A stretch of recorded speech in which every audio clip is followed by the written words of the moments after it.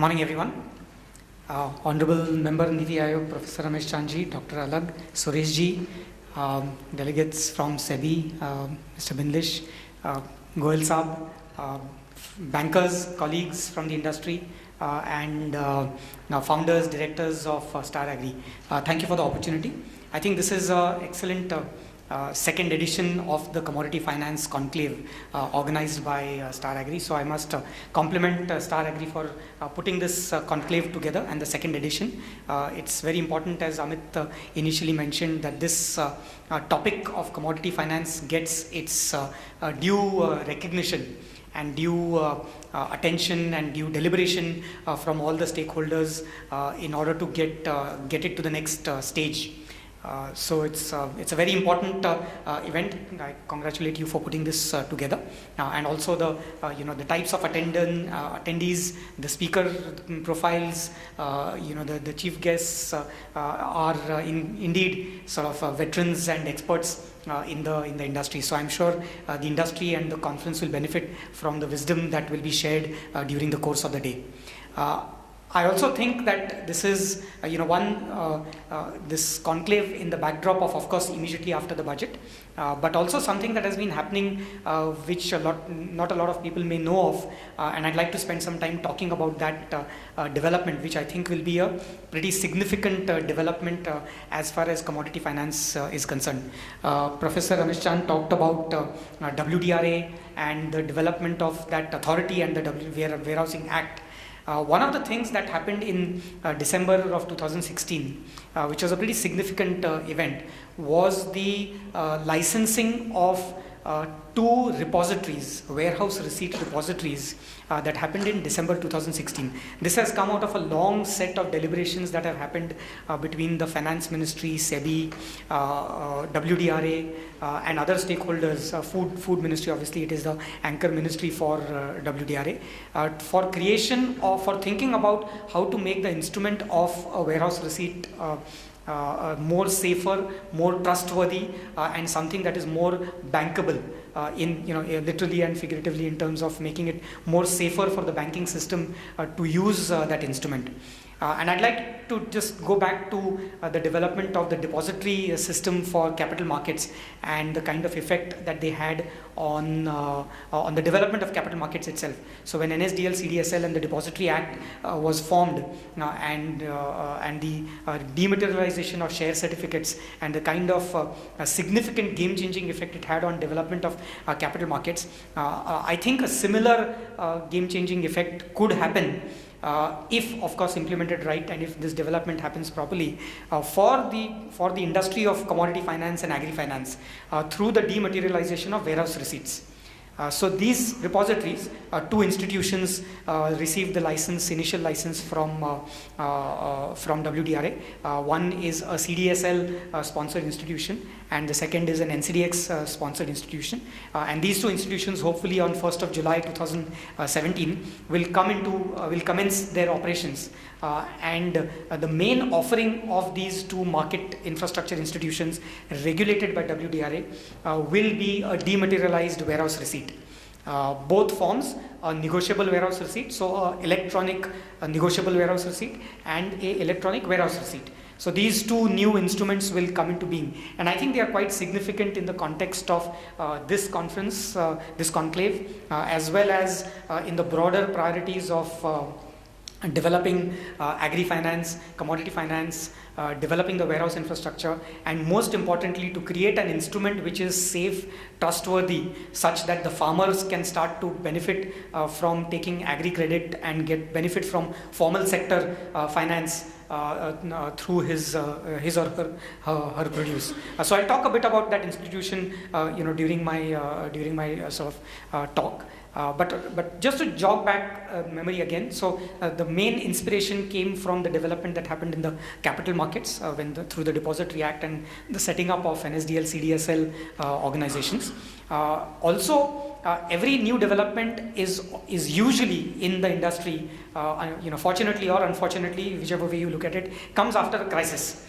So in 2013, we all know in India we were hit by, or the commodity markets specifically were hit by the NSCL accident. And post NSCL, and there will be 1 billion economists or analysts talking about why NSCL happened and so on and so forth, and I'm not going to go into that. But one of the issues about that got exposed through NSCL was how fragile the agri finance or commodity finance ecosystem was, and how manipulated it can get through circumvention of regulations and fraudulent use of warehouse receipts. So that was a big several regulatory changes happened as an outcome of that.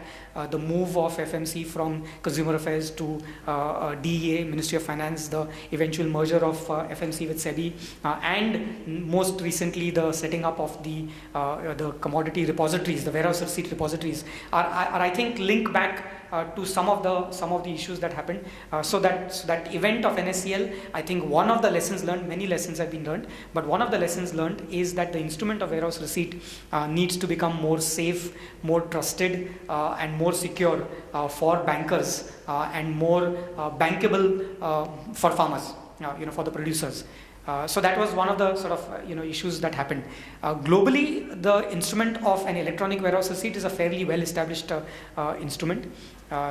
So in, I don't know how many of you will remember, there was a big $3 billion scam that happened in China in 2014, not in agri-finance but broadly in commodity finance. It was at the Qingdao port in China, where thousands and thousands of warehouse receipts were double financed, triple financed, and multiple times for metal that was stored in this port of Qingdao.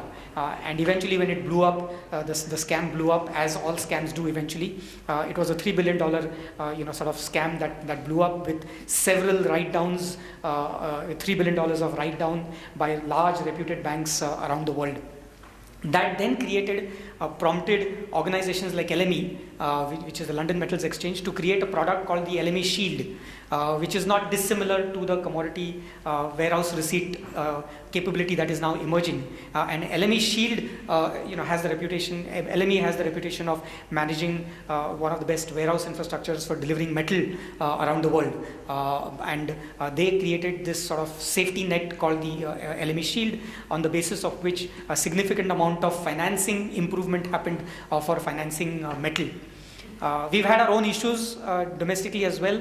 There have been issues in the last 2-3 years, where field warehouses have always been a very big area of concern for bankers, in terms of the safety of the stock, the assurance of the commodity that is stored in field warehouses. So net, a lot of the issues that come with commodity finance, it's not a magic wand to solve all the issues, but a starting point, I think, has been made through the creation of this market infrastructure to new companies, through which some innovation will start to emerge. And I'll talk about what kind of innovation can be possible through this new instrument. Even in the US, the American example is also very inspiring. So there are companies like eGreen, which produce and write and store electronic warehouse receipts. These are governed by the US Warehousing Act. And they are recognized by USDA as an official repository for electronic warehouse receipts. And significant financing in the US agri sector has developed on the back of capabilities like eGreen.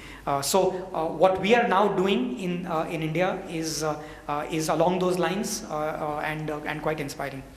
It will have multiple benefits for all stakeholders. Let's start with talking about the farmer, because it is a farmer-centric initiative. For the farmer, the instrument holds promise of becoming a more bankable instrument, because it takes away all the issues of paper-based warehouse receipts like fraud, forgery, theft, multiple financing against the same warehouse receipt. Those kind of issues will go away, and the bankers will start to hopefully trust the instrument a lot more, and give better liquidity to the farmer. Reduce haircuts, create more secondary market liquidity for warehouse receipt finance, and thus bring more access to finance to the farmers. To the bankers, again, a more trustworthy instrument. All the issues that are there with paper-based warehouse receipts will hopefully go away through this instrument. Turnaround times of financing will improve significantly. Anything that goes electronic, digital brings about efficiencies in turnaround times. So the ease of doing business and the ability to disburse loans at a much faster speed will improve. For warehouse service providers and collateral managers who eventually issue the warehouse receipt, it is an issuance of a much more safer instrument.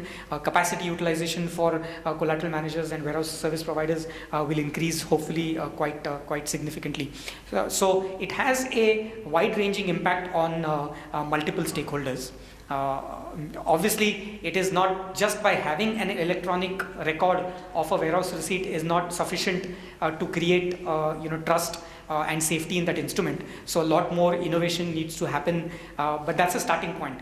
So the kind of innovation that needs to happen subsequently is in the time required for dispute settlement.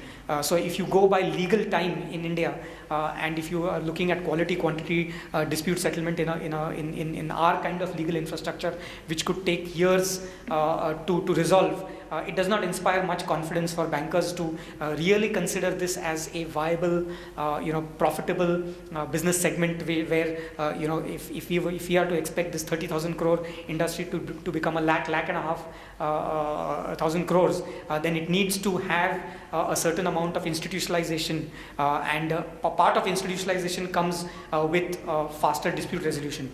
So one of the things that institutions like the repositories will bring is commercial time dispute resolution and not sort of legal time dispute resolution. So by using more modern, more established and more speedier arbitration mechanisms, tools, those kind of innovations can happen. It will bring about standardization of warehouses. It will bring about significant registration of warehouses. As of 31st December 2016, there were about 1,300 warehouses that were registered by WDRA. Professor Ramesh Chand also mentioned the inadequacy of the number of warehouses that are registered by WDRA. 40% of the warehouses that are registered by WDRA are the ones that are exchange accredited warehouses. So they are not really, out there in the rural, area facilitating farmer finance. And if you count the number of warehouses stroke godowns that are there in the country, it can run into lakhs and lakhs of godowns that through various schemes, Central Warehousing Corporation, SWC, NABARD, budget allocations, a significant amount of basic sort of godown warehouse development has happened. But a standardization of warehouses will start to get triggered through the dematerialization of the instrument that the warehouses will start to issue.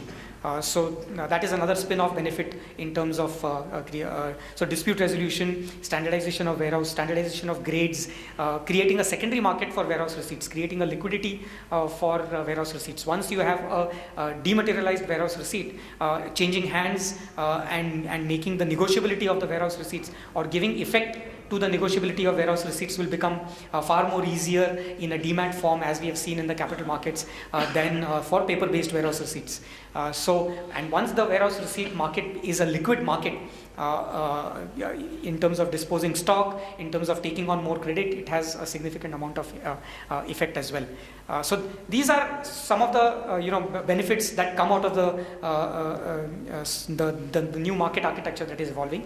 That combined with things that Dr. Alak talked about, which is digital markets in the form of ENAM, the spot futures, spot derivatives integration that the Honorable Finance Minister talked about in his budget, with the repository that is coming up, and from a derivatives market perspective, the fact that a tier 1 regulator, SEBI, is now responsible for commodity derivatives markets. All that put together, I think, are signs of a new paradigm of market architecture that is evolving. I personally take a lot of confidence from this new paradigm that is evolving, which I think could be quite significant in the months and the years to come. come in building a very, very strong institutional architecture for connecting farmers to markets and to channelize a significant amount of more formal sector credit to the farmers, and growing this business from where it is today of roughly 30 to 50,000 crores to more than a lakh crores as far as the size of the sector is concerned. So I'm also looking forward to different ideas and different challenges, different solutions that will come across through this conclave during the rest of the day. I wish this conclave all the best, and my good wishes to all the participants, attendees, and congratulations once again to the organizers who have put a fantastic conclave together. Thank you very much.